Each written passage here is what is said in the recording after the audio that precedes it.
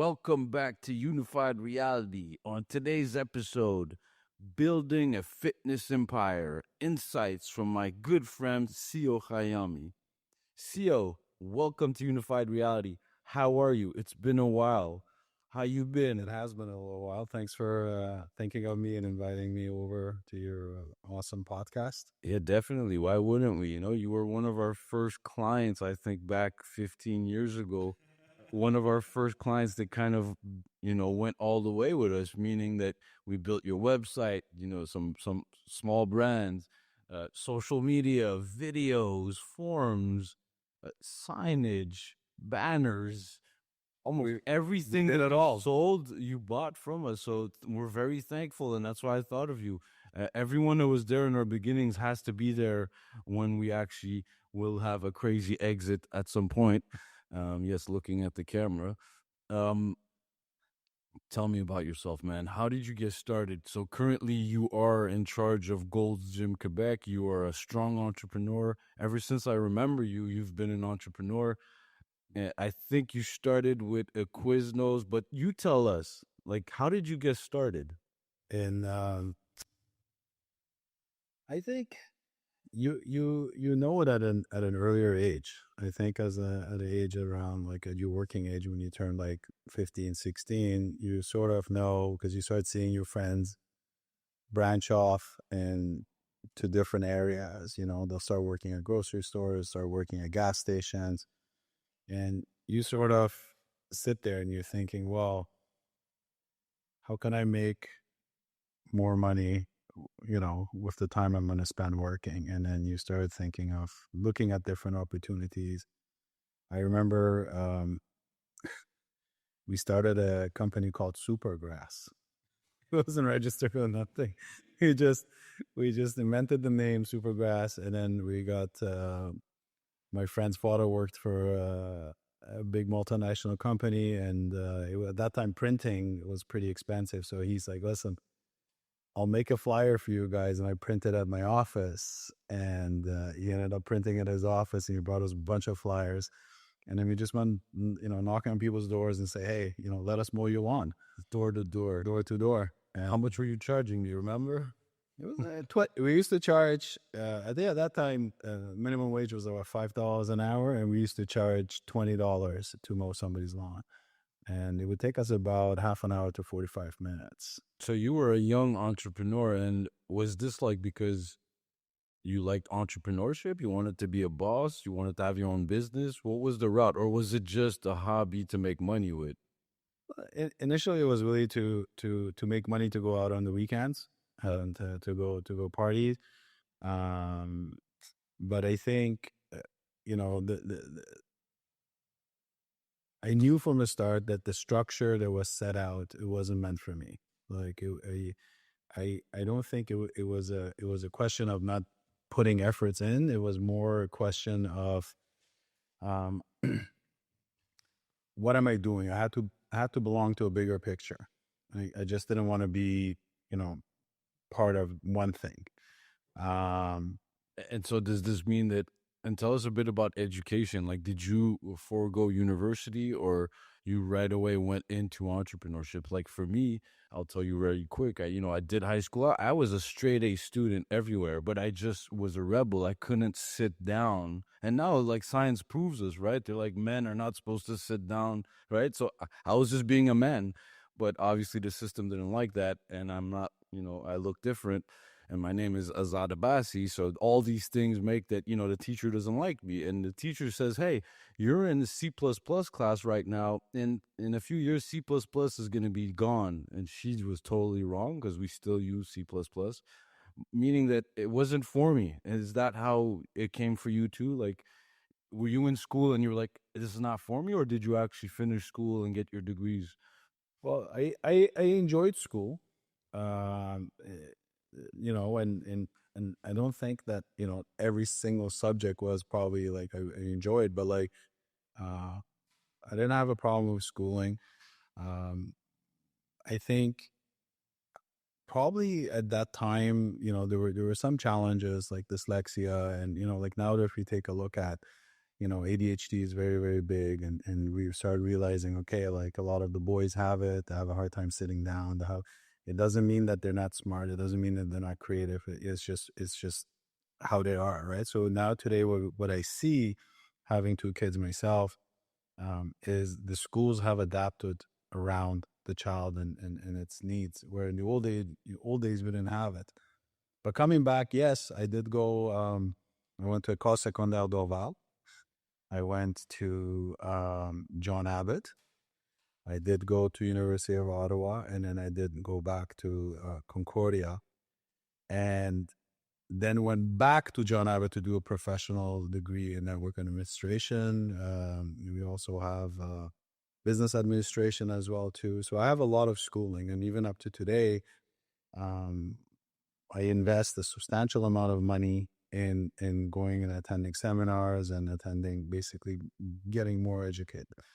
People who work with me as well from all levels, like I encourage them. We have a knowledge database that I share with all my managers, where they could go in and really probably hours and hours and hours of So tell us a bit. Sorry to cut you. Tell us a bit more about that. So you started as an entrepreneur, and I know you had a Quiznos at some point.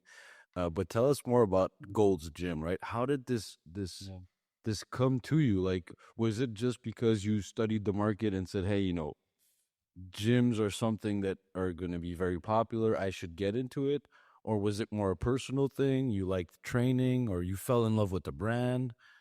Yeah, it's a good question. So it's not a simple answer. So it's a little bit. There's a little bit of a backstory to it. I, in around 1999, I was about 20 years old, 21 years old. My dad had invested in a computer store out in North Carolina. That's interesting. Dolphin Computers, yeah. And so I was always a fit guy. I was always, like I was, either playing basketball, tennis, working out. So I was always very, very active. And then when my dad had invested into that business, and I was super curious about business, and I wanted to get into a business, I told my dad, I'll go live there. So, and this is something what a lot of people I find today maybe don't do, especially younger generation, is they don't understand the concept of sacrifice. Like when I went there, um, I was like 20 years old. I was living in my parents' house, had a good lifestyle. But when I went to North Carolina for the first 6 months, I was sleeping on the floor. We were three guys in a one bedroom, and I used to work 6 days a week, 12 hours a day with no pay. So the exchange was that you're going to learn the business, but this is the way you have to, this is the route we're going to take. So when I was there, after the first year, I realized I wasn't, I was just working. I wasn't working out, and my mindset wasn't good. Like I was starting to feel sad most of the time, and like not positive about life or anything like that. And I realized, I said, listen, like why don't I just go to the gym like what I used to do with my friends? And I missed a lot of my friends, I'll be honest with you. And that's where Gold's Gym was. So I went to Gold's Gym. I got the free pass, and I ended up joining the gym. And funny enough, like as soon as I joined, within like 2 or 3 months, I made a bunch of friends that I would see later out at the movies. I would see them later out at the clubs. I would see them later out. And as hard as the first year was living there, the second year was just fantastic. It was like I made so many friends. So I have a great. Which city was it in North Carolina? Charlotte. Charlotte. Yeah. Yeah, I've been. Yeah. It's kind of boring, right? So it's good that you had the gym and now you have friends. And this is like, you're talking about like 25 years ago, right? So it was even more boring then than it is today. Yeah. But no, it was nice. We found a little community. And when the opportunity came, fast forward to being in Montreal, and I was sitting with my cousin, and he had moved from California to Montreal, and he, we were shooting at different stuff to do, and he basically said, listen, I want to do a gym. And I said, "Oh, yeah, that's fantastic," you know. And he had a friend in California that did a gym and was very successful at it. And he's like, "We could do a gym here." And then we went through a bunch of like different names and brands and everything. And then when we fell on Gold's Gym, I was like, "Man, we have to do Gold's Gym. If we're not going to do Gold's Gym, what are we really doing here?" You know. So, and that started everything. So 2007, you know, it started a trigger. We got the investors lined up, as and we flew to Calgary, and we met with the master franchisee at that time, and So you have like a Canadian, or you had to deal with the Canada franchises. You said that your cousin was from California. Was his impression, because California has a big fitness, uh, not industry, but you can obviously now it's everywhere. But I mean, it has this fitness vibe, especially by the beach, and that's where Gold's Gym was born, right? Is that what he brought back? Your cousin coming back? He's like, dude, California is huge with this stuff. We need to bring this here. And back in 2007, was it as big as now here, right? Gyms. Is it bigger now, or was it bigger when you started? I think it's bigger now. I think every year that passes, more and more people understand and realize that, you know, longevity of life is through health and fitness, diet as well too. So it's a combination, but fitness is a big part of it. Now, fitness doesn't have to be gyms. You know, fitness could be, you could be playing tennis, you could be playing pickleball, you could go skiing, but fitness in general. So that category has exploded, right? It could be yoga, it could be whatever it is. So that category has exploded. Um, we bring one part of this massive category. We bring so, and you know, you might be skiing in winter, but you know, you also might want to complement it with some weight training as well to get stronger, to get better, to get leaner, right? So what's the most popular stuff right now? Like, I've been through all of them, and I was just watching Kevin Hart, and he's like, "You can't do my hit training." What's the top thing right now that's going on in fitness? I think what happened is you know, as before COVID, you know, there was hints like weight training was on the was on the verge to explode, and then when COVID hit, it just exploded. Whereas, you know, when I got into the industry in 2007, when we used to build clubs, we used to just come in and stack them up with, you know, like treadmills, steppers, like everything cardio. And then there'd be a small portion of weight training, you know, like So that's a big shift now. So less machines, more weight. more green space, more weight. Yeah. Because also more and more studies have shown that, you know, the muscle itself, right, is provides longevity in life, right? So it helps you burn more calories, it makes you stronger, you could lift more, you could walk longer. So whereas in the past we all, you know, we thought of cardio. Not to say that cardio shouldn't be there. And again, this is all my opinion. You know, you might No, talk to I 10 different get the people to logic tell you different stuff. But what we see today is a lot of strength, and we see a lot of younger generation coming in earlier, and we see a lot of young girls coming in and saying, "Hey, you know, we work out the boys." because like if you have more muscle, you're stronger. Stronger could support more weight, I guess. Not weight, but meaning your body. We see that a lot as older people have like weaker bodies. If you take a look, you know, like if you take an aging person, if you take a look, you could really see based on their muscle mass how much they age. The less muscle mass they have, you'll see people at a younger age having a hard time walking up and down the stairs. They have a hard time moving. They have a hard time. They're doing a lot more sitting. The people that have more muscle mass are the more active people, are the ones who are going for walks, they're going for bike rides, they're doing their own groceries, they're doing all these things. They go up and down the house. They, you know, they have less pain. So, um, I was gonna say, please walk, go up and down, please, every day. absolutely, you know, stay active if you can. I know um, the beginning is a little bit tough to get yourself out of the house and to do stuff. My recommendation is like, if you have a motivation, you know, if you need somebody to just get you started, I would suggest, like, you know, get a trainer, you know. Yeah, get a trainer, start reading about it. The first step is to actually just think, right? It's like entrepreneurship. Everybody says it's super hard. The first step is to first say that you can do it and start with the process. Meaning that if you have to jog, let's say, well, start with putting your shoes in front of the door. Second day, wear the shoes. Third day, wear the shoes, go outside. Fifth day, actually start doing a few steps. You don't need to kill yourself, right? Go step by step. And this was for war, but Churchill said it, step by step. That's how you win wars. It's the same thing with your body, with your business, anything. Um, let's go back to technology. Like, how much technology is actually being used in a gym, right? Can you have a gym without any tech? Yes. So I think the in the gym industry, by the way, surprising, there's a lot of technology, right? Like, now it depends on what you really looking for, what you call technology. But I know I've been to seminars, like AI is very popular now, but I remember like 4 years ago, um, they would tell us about, like basically chat box that automatically will start talking to you, and based on, they'll recognize certain stuff. For example, if they want to know your hours of operation, they'll be like, what are your hours? And then they'll recognize hours, and then they'll try to guess that this is your question and just answer it.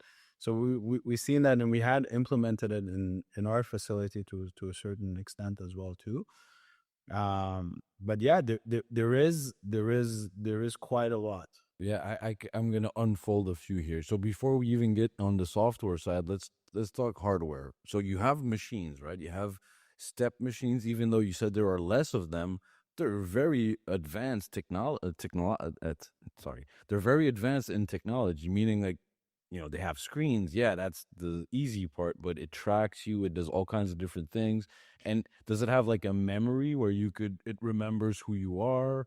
Have you guys implemented all these things? So yes. So there is, and again, you have to, like, I think the bottleneck happens in the fitness industry. Technology is really educating the clients, right? So, and having a client who's really interested in it. So if you might have some guys like probably like yourself, like Rich, and like that that love technology, right? So and I think the newer generation is like that. But then you have some older generation that just say, hey, listen, I don't care what the treadmill has. Doesn't need TV, doesn't need internet, doesn't need anything. I just want to go running for 30 minutes. And I have my own watch, so I My okay. watch and but the technology like that we have, and this is like one of the things that we do too, is we like when I buy, I always buy the best. Like this is How do you measure that? Like, do you do surveys with your clients on which machine they might like, or do you go with intuition, understanding your clientele? Like, okay, this machine is too advanced. Let me wait. Or this machine is perfect. It's in the middle. Everyone's gonna like it. How do you do that? so when you actually hit it right on. So we do a few things. So one of the things is we survey, like I through walking the floor, I'll talk to my clients and see what the feedback is. The second thing I do is I talk to the team, because like everybody that works at Gold's Gym trains.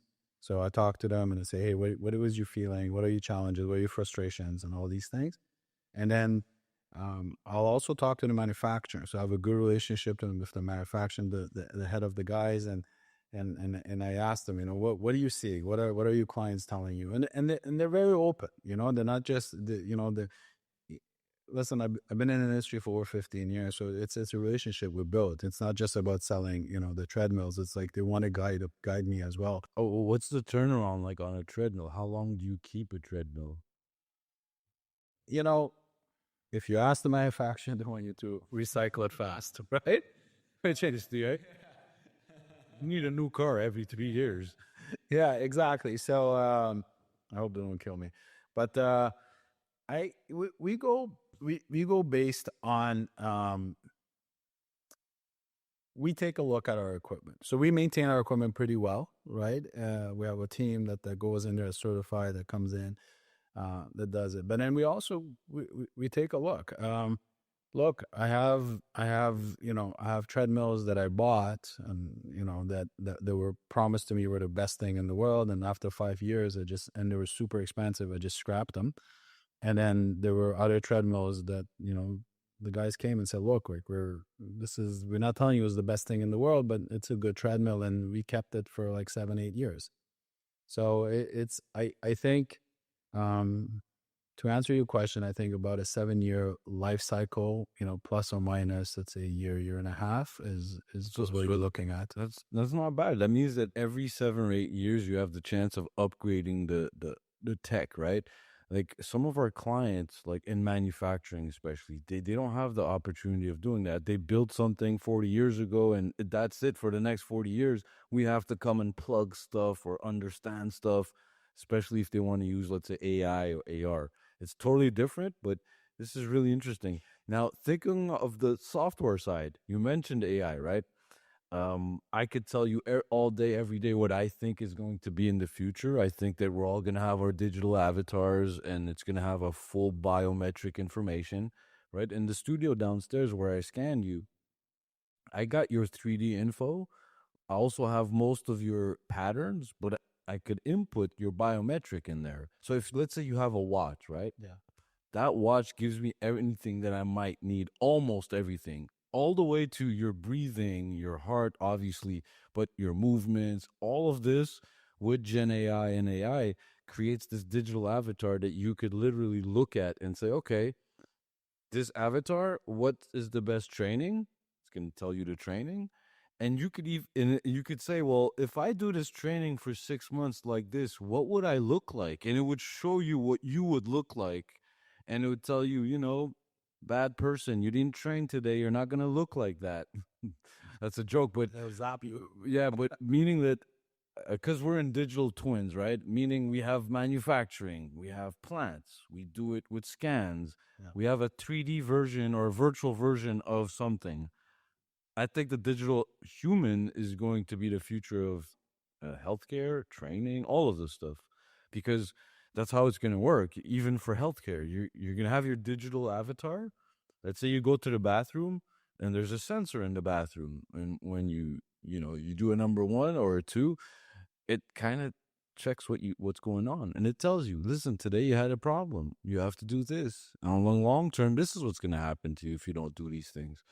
It's really scary, health, fitness, and AI to me, because if it's a Pandora's box. If we don't properly program it, this thing is going to take us somewhere we don't want to.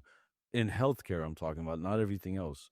Because to what level Let me ask you a question. What is your feeling like?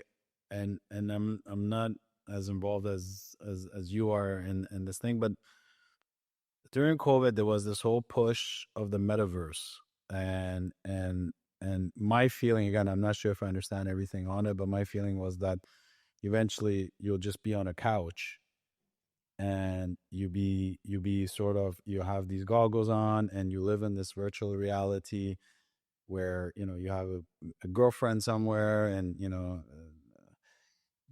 and the woman could look X, but then in her as something else. It's in the virtual reality. Like, So what is your feeling on that? Like, are we just gonna be like in a laboratory, and there's gonna be like all these chairs, and people are just lying there, and then like to make live? yes.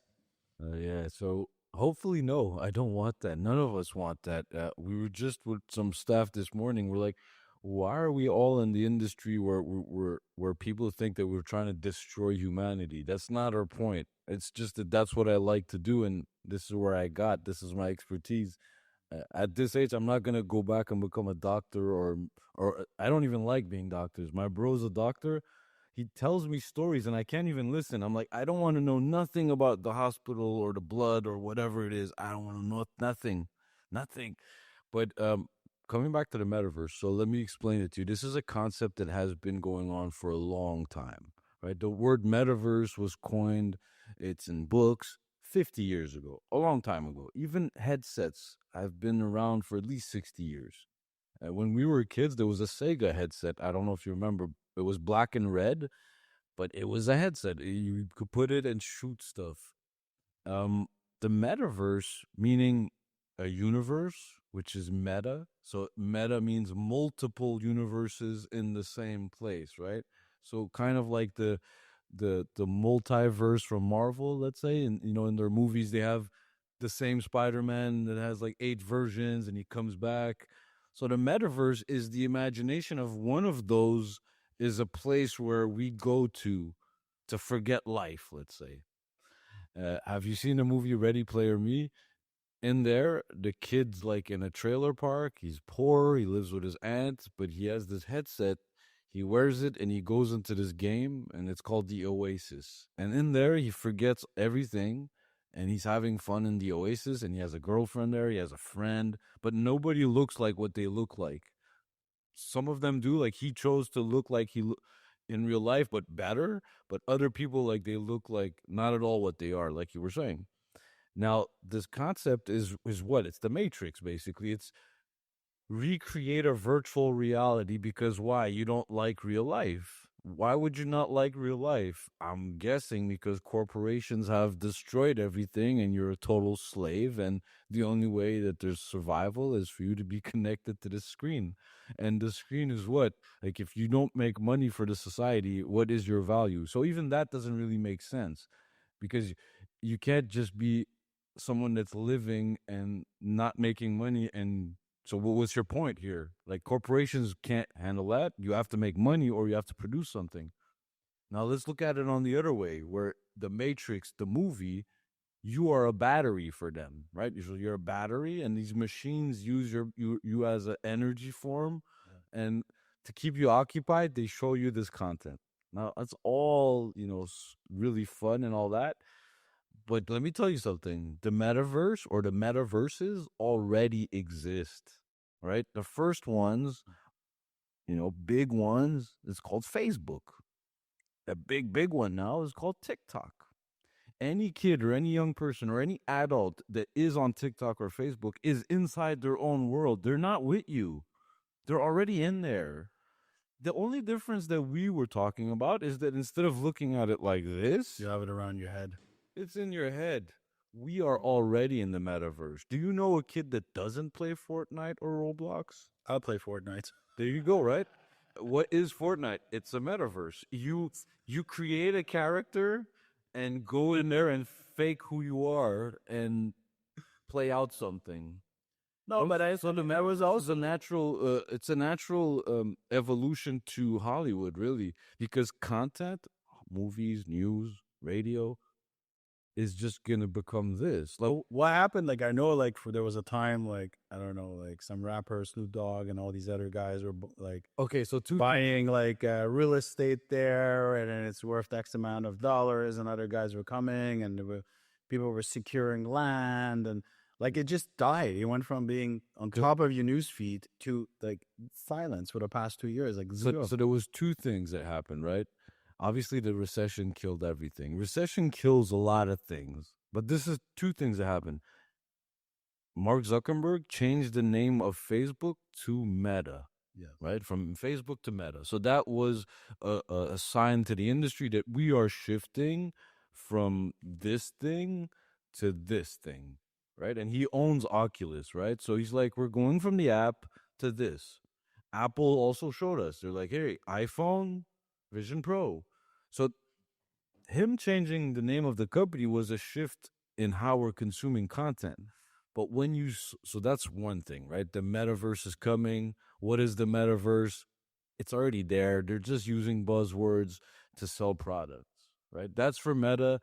And if you look at Vision Pro, they don't mention the word metaverse anywhere because the word metaverse is kind of stupid if you really think of what is the metaverse. What do you mean, the metaverse?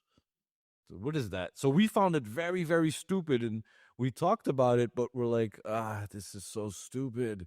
Why are people saying this word? Why is all this going on?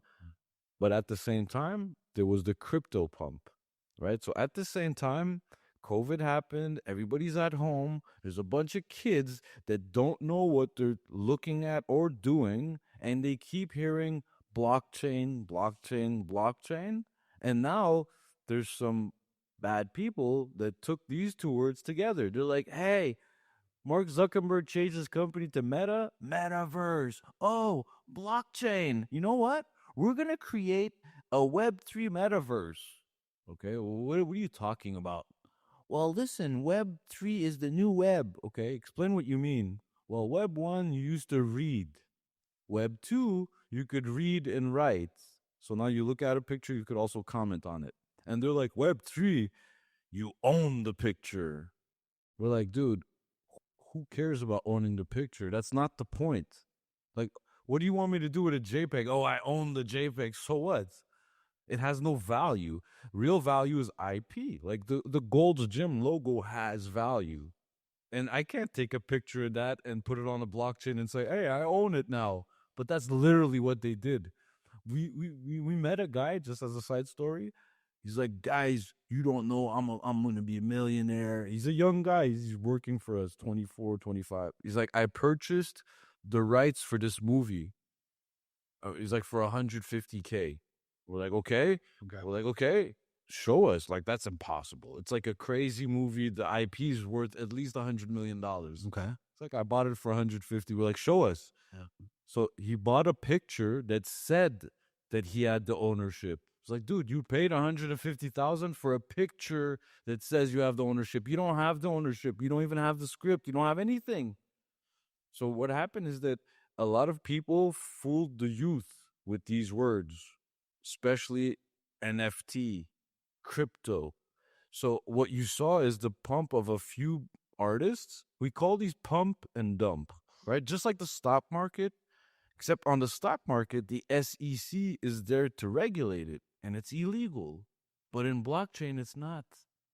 Well, it is, but they don't get caught because the wallets are anonymous. So let's say we want to create Gold's Gym #2 and go to the stock market. We can't do that. No. We don't own Gold's Gym. SEC is gonna sue us. We'll be in jail very soon, unless we divest. In NFTs, you could do that. You could take the Gold's Gym logo, say I put it on Ethereum, and I'm selling you Gold's Gym logo. You're gonna own it. But like, it's the problem was that the other person buying was mostly kids. That was the issue. So in all this, I'm like, where were the parents?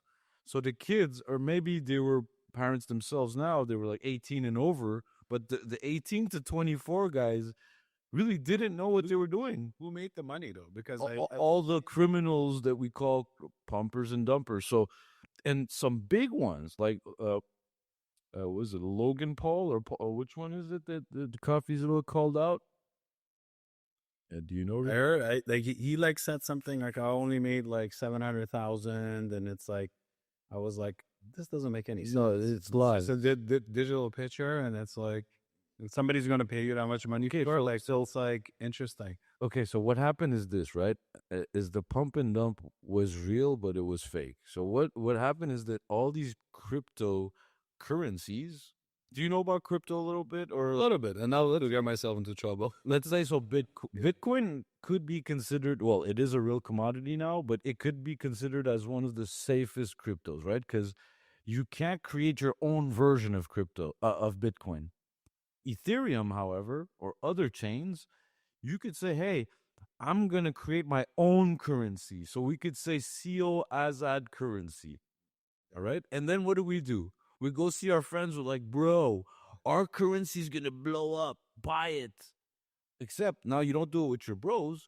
You have 1 million followers on YouTube, and most of your followers are kids. You tell those kids, buy it.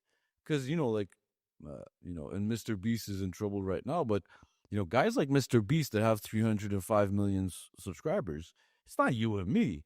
It's kids.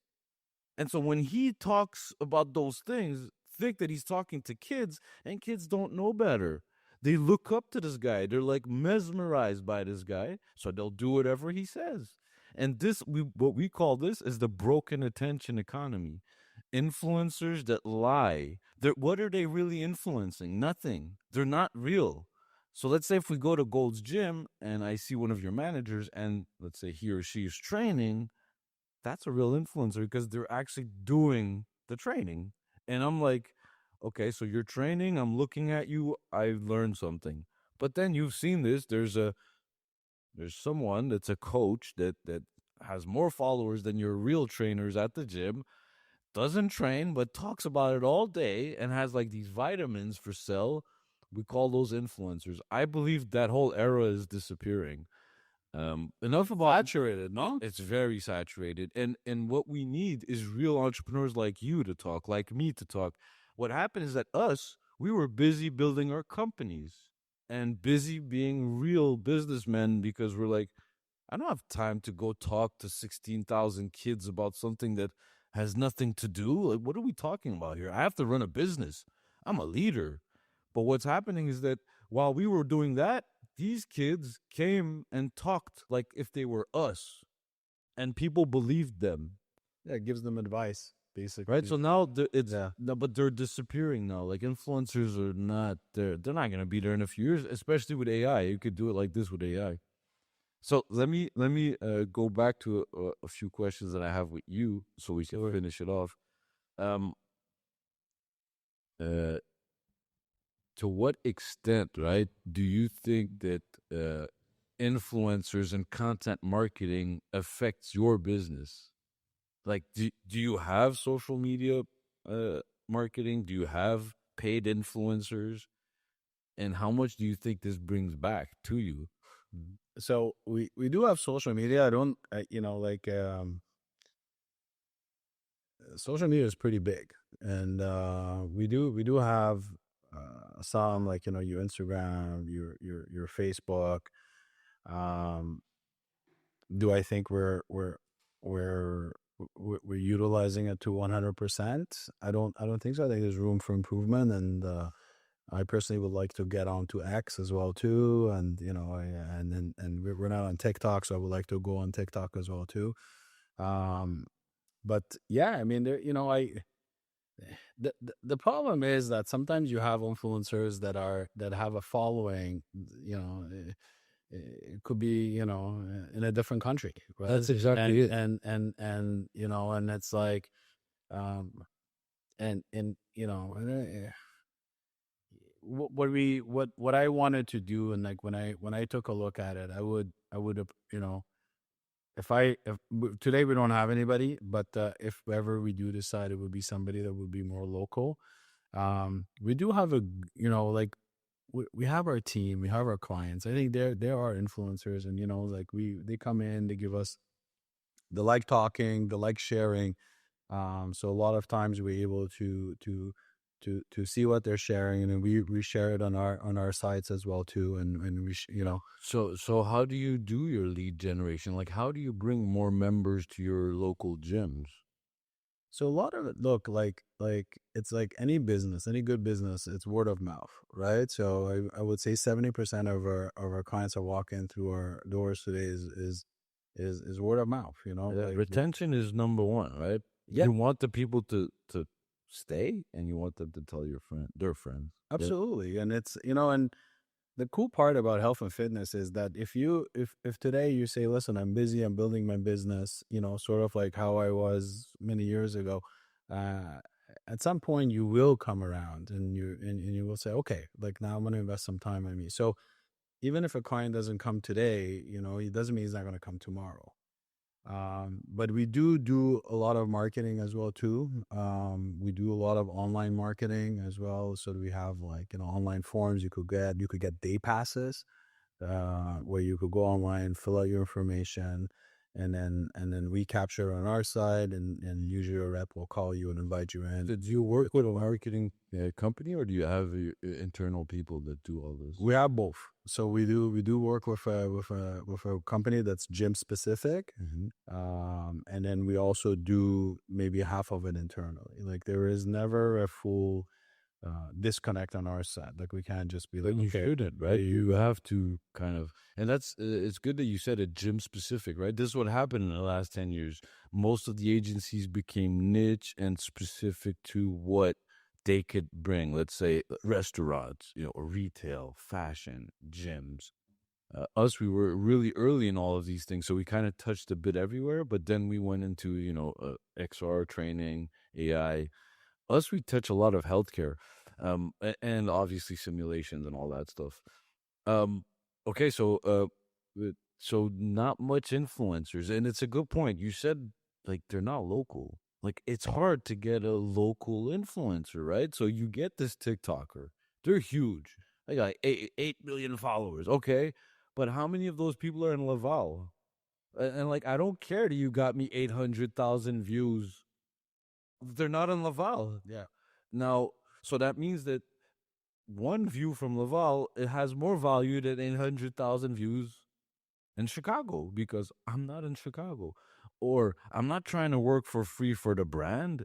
Like, if you own the big brand, yeah, but you're a franchise now. So it's like, how does that work with the brand, right? Does the franchise also give you, like, does the brand give you budgets or discounts? Because when you're promoting Gold's Gym Laval or Gold's Gym Quebec, you're kind of promoting them at the same time, kind of. Now, if you do advertising with an influencer, you have to pay for the whole thing, so it's not really profitable for you. Now, does Gold's Gym have these strategies where they'll be like, "Hey, we're gonna bring Arnold for 6 months, and he's gonna promote all of the gyms, like in a big way"? Does this happen too? It's a good question, and no, because we sort of fall in, being in Canada and then being also in Quebec. The French, I guess. I mean, Quebec is its own island. Yeah, like it's gotta call a spade a spade. So the guys out in the States, the Gold's Gym does well. Like they get these like super buffed guys that have like millions and millions of followers, and it benefits a lot of the U.S. gyms.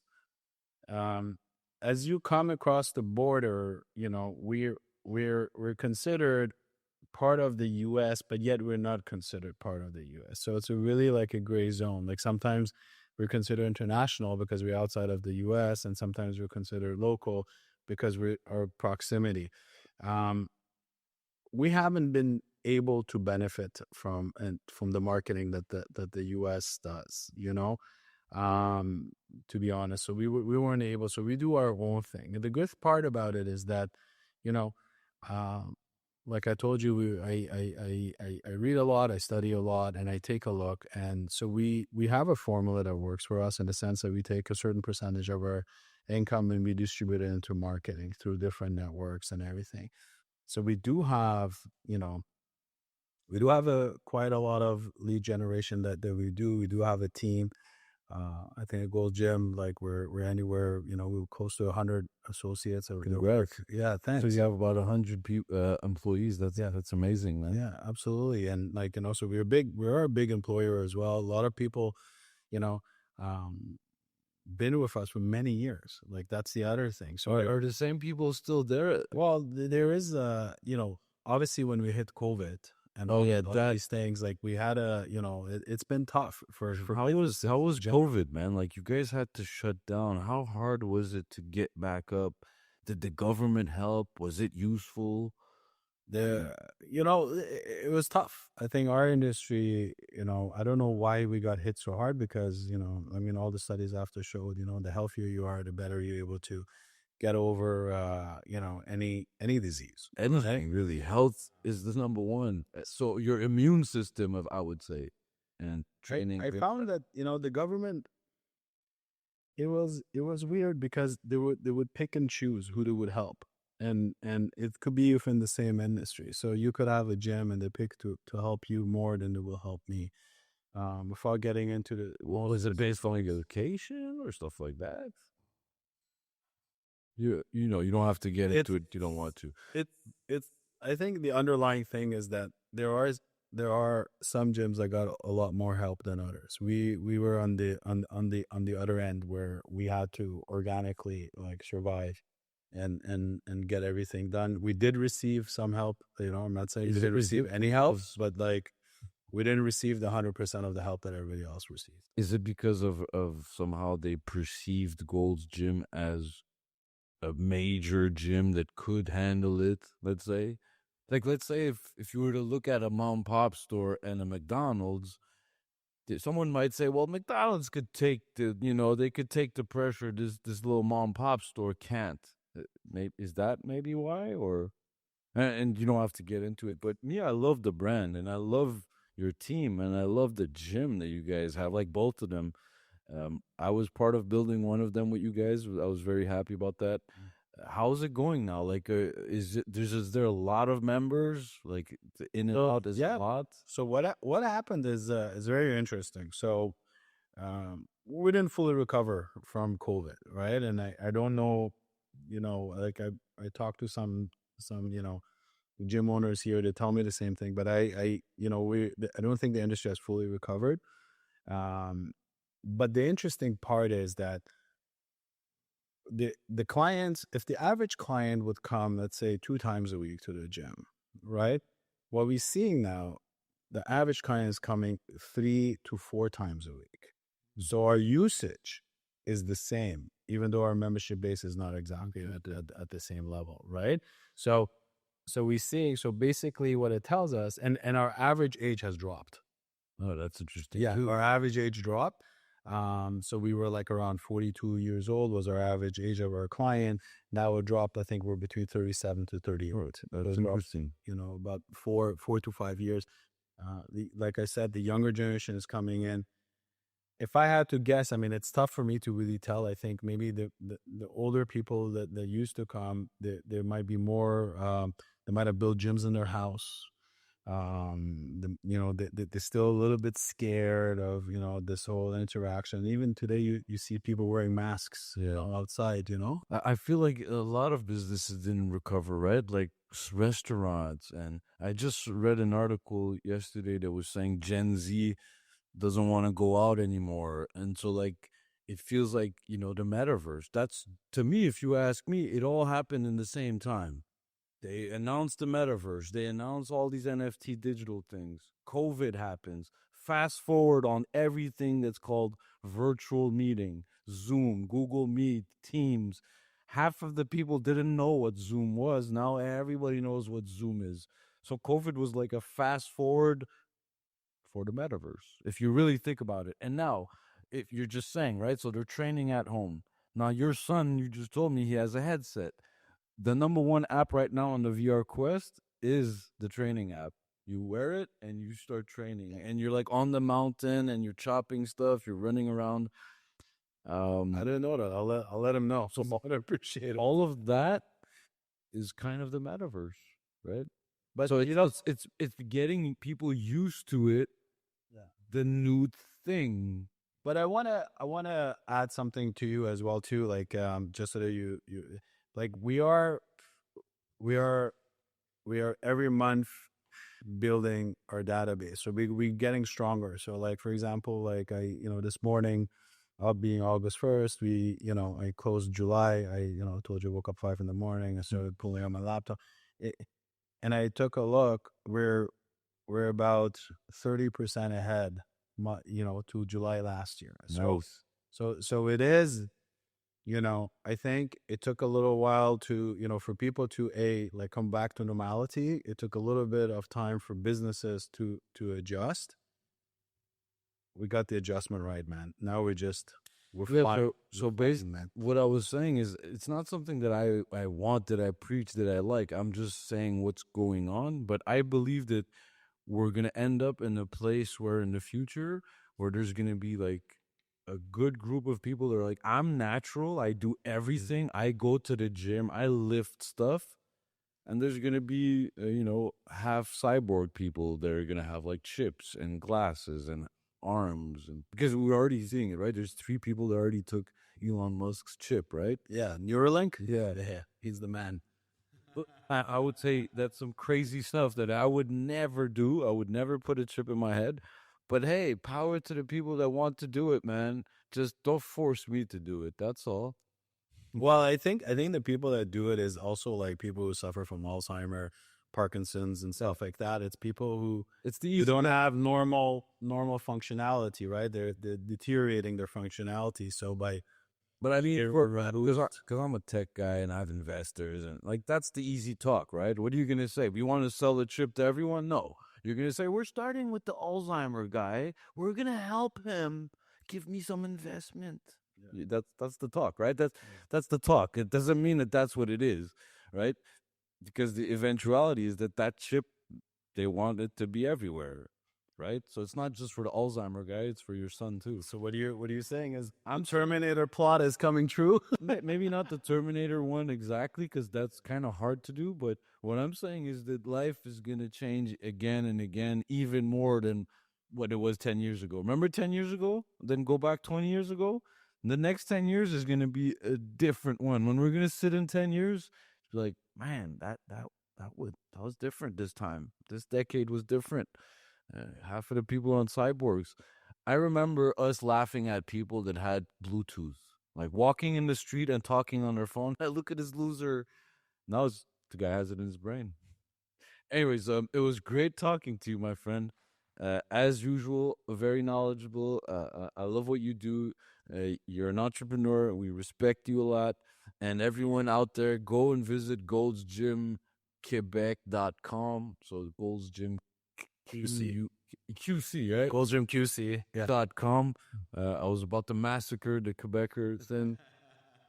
And thanks a lot for coming by. Listen, thanks for inviting me. I want to also say a thing is that when we started our business, you and Rich were a solution for us as well too. Like you have to understand, like as we were building the business, as we were running around, having Genius Marketing come in, and taking this on. And I know, some of the video production that you guys did over 10 years ago, it's still on YouTube, and I still use it. It's great. Go on, keep using. And you guys did it, and maybe it allowed me to focus on my business, knowing that you guys have my back on the marketing. And so I want to also say a big it was a pleasure to work with you, man, and for you and your team. And it was fun, man. We got to, go to the gym, film a bunch of stuff. I would say, man, you should be using AI now. We should try to put that video back in AI and remake a 2024 version.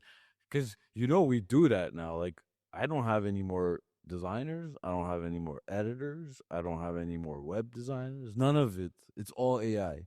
Like, I could literally tell you, tell me a picture and we'll just create an image in less than 10 seconds. And then a few modifications, here and there. So basically from 8 designers to 1 designer. From in the VFX side, on the 3D side, from 40 people to 5 people. That's what AI did in the last 2 years. So I know it's coming. It's going to change everything. People that don't want to use it or don't believe it will fail. Not for you. You have a gym. That's not what I'm talking about. More on the computer stuff. Anything that's really on this will be replaced. Because think about it. I'm just with 2 fingers or my hands typing stuff. If an AI could type faster and have no emotions and doesn't need to sleep at night and doesn't, have emotions, doesn't get mad or anything, it's like a free slave that could work all day, all night. And it works. So to what level do you use ChatGPT? Do you use it? I played with it a little bit. I use it when I have a tough time putting sentences together or getting a message through. But again, not very often. Not very often. On the odd occasion, we use it. Yeah. So so now when we're hiring for the last 2 years, if you don't have GPT, you can't do an interview. That's first thing.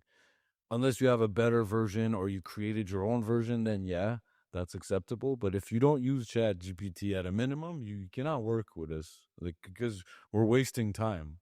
You're gonna take 8 times more time than what we're doing, literally. You saw that podcast preparation that I sent you, right? Yeah. Right. So back in the day when I used to do this for clients, I used to prepare their podcast. I've done podcast strategies for big brands. That's why I started my own, because I know it by heart. But I used to hire someone for that. That document I send you would take about an hour to do, minimum. You ran it through. Now it's literally 60 seconds. I take your LinkedIn, I take your bio, I say my next episode is with this guy. Incredible. And it sends it to you. So yeah, man, I'll let you go. It was a great talk. And I just wanted to see about ChatGPT, but get on it, man, because it's going to help. And I would say look at how you could automate most of your back end work at Gold's Gym, from website to lead to chat to opening hours to promotions to even social media. Now there are like one softwares that they could do all of it for you at a low price. So all the work that we did in the last 10 years, 20 years, all the people, now there's a software that does it all for you. One software.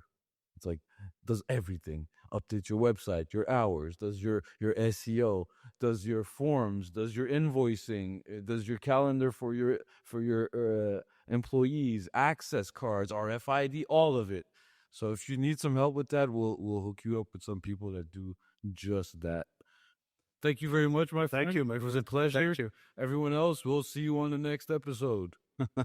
Bye. Take care.